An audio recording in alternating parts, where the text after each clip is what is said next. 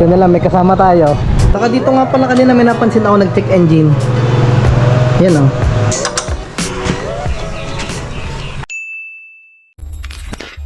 Yan, what's up mga katropa? May pipick upin akong mags dito sa ating Aerox. Shoutout na sa ating kasama, si Raymond. Hindi kita eh. Dito na kami sa San Pablo. Doon kami mag-meet up ni Bossing sa ano, sa may Rizal. Tagaliliw pa si Bossing. Daming banda rito sa ano. Ewan ko ano meron dyan. Eh, may mga banda pa dun eh, pagilid. May ano, dog show. May isang lagay si Tanyel.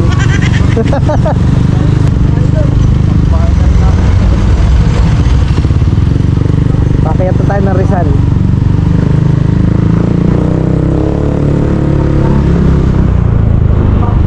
Sana'y bumagay sa ating motor.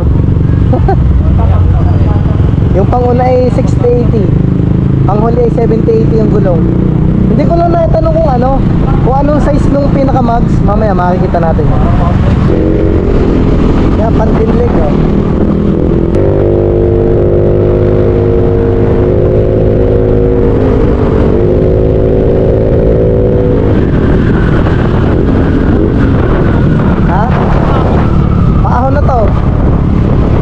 Puro ano na eh, sigsag na yan.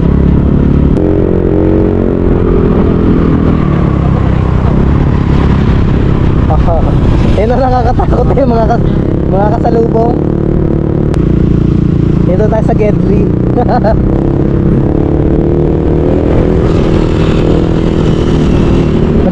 Nagpakitang gilas na si Oscar.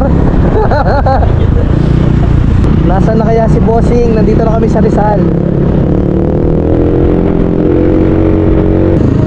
Nakalampas pa nga kami. Checkpoint.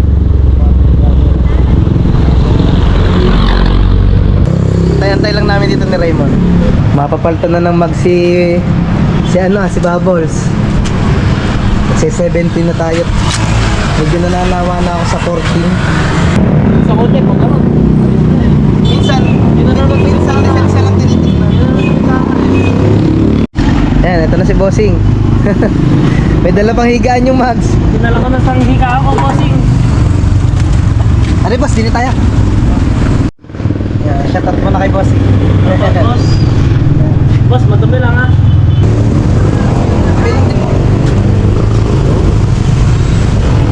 Buti na lang, may kasama tayo. Salamat kay Bossing at madali din kausap. Pauwi na kami mga katropa. Kami maghahanap lang ng lumian. Mapag-lumian rin kasama ko at baka mahilaw. Ayos! Woohoo!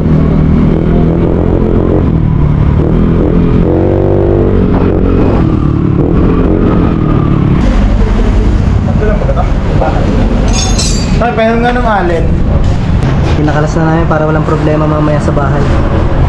A few moments later. At yun, kakauwi lang namin mga katropa. Salamat kay Raymond na tayo may taga-bit-bit kanina. Ito na yung mags. Bumili na nga rin pala ako ng 3 hang. Palalagay natin dito sa kanyang sensor. Saka dito nga pala kanina may napansin ako nag-check engine. Yan o. Gawa ng sensor, tinanggal namin eh. Hantayin ko na matuyo to. May nasimot-simot pa kami pintura. Tuyo na. Pag right time, pag-bilis. Yun, swak to. Stock muna gagamitin natin tornilyo. Wala pa tayong hang. Babanatan na natin itong una. Babanatan pa ng iba. Sana'y sumakto yung yung spacer. Saka dilipat pala to. Itong dasil. Ano kaya? Lagyan ko muna kaya ng gege, tuunan mo muna. Maganda nga, ito ako control. Gege. Gege. Yun! Pinasipat ko kanina.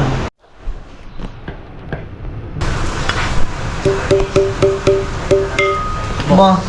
Yung samahan ng timpla ng kamay. Laman na yun. Oo, ang gaan nga. Narigis sa din eh. Oo Ayaw. naman. Kasi bigyan mo magpapalit. Bawal lang angkas ha. Pang isa na lang to. Kanya sa'yo. Busot ba?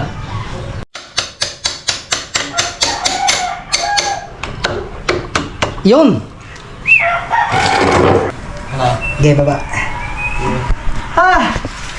Ang ganda rin. Puga eh.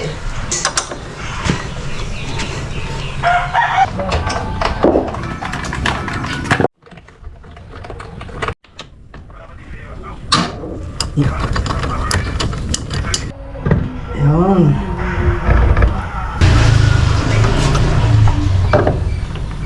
Oh. Walang yain. Yan nakakabit na mga katropa. I-update ko na lang kayo pagka nalinis na natin. Pakita ko lang sa inyo ng konti. Wait, wait. Ang lilit ng gulong eh. Nakakapanibago.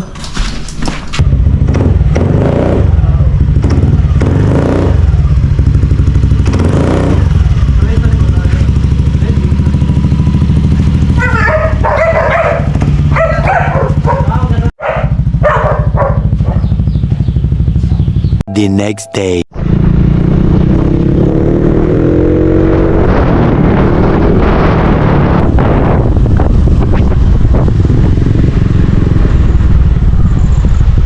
At yun, nandito tayo ngayon sa ating tambayan dito sa malapit lang sa amin.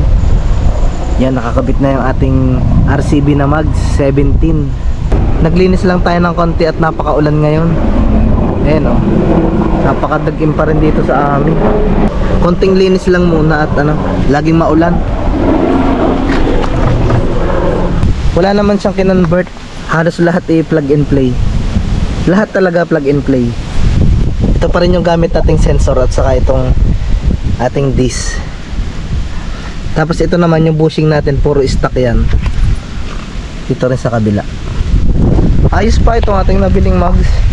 Hindi pa nga masyadong gamit. Siguro sa susunod ating ipalo-lowered ng konti itong shock niya sa una para may tindig-tindig naman. Medyo naliliitan nga ako ng konti sa gulong eh. Ang size nga pala nito, itong panlikod, ito munang mags. Itong panlikod 1.6, tapos yung sa una 1.4, tapos ang gulong niya sa una 60-80 by 17, tapos ito sa likod 70-80 by 17. Baka magtaka kayo mga katropa bakit wala tayong ngayong airbox. Nagtanggal nga din pala ako, tapos ito tinanggal ko yung nakausbong niya dito. Dito wala pa tayong ram air, kaya nilagyan ko muna siya ng mushroom filter para may protekta pa rin. Madali tayo ngayon makapaglinis. Bukas-kas na yung ganto niya. Tapos itong breather ko, binili ko lang tong kasabayan. Tapos yan, nakasimot ako dun sa mga nakatamba ko dun pyesa. Itong pinaka-clip niya. Ayos na. Naka 17 na, matipid na tayo sa pagbili ng gulong. Saka mas napopormahan talaga ako dito. Hindi ko naman sinasabi na pangit yung 14. Mas bagay sana kung medyo may bababa pa natin ng konti ito, itong shock. Pag-aralan natin kung paano natin ma-magic lowered. Pumayat tingnan. Parang mukhang sniper na nga eh. Pagka nandito sa gilid, mukha siyang sniper. Medyo hawig. Ito naman sa likod. Saka yung kanyang gulong, sentro pa rin sa ating tapaludo. Dito rin sa una. Tingnan natin. Pantay din siya. Maganda sana kung tanggal to, kaso hindi naman pwedeng tanggalin at pan-deliver ko to. At yun, hanggang dito na lang ang ating video mga katropa. Abang-abang na lang ulit sa ating mga susunod na vlog. Uwi na tayo at baka tayo abutin pa ng ulan. Dagim na dagim pa.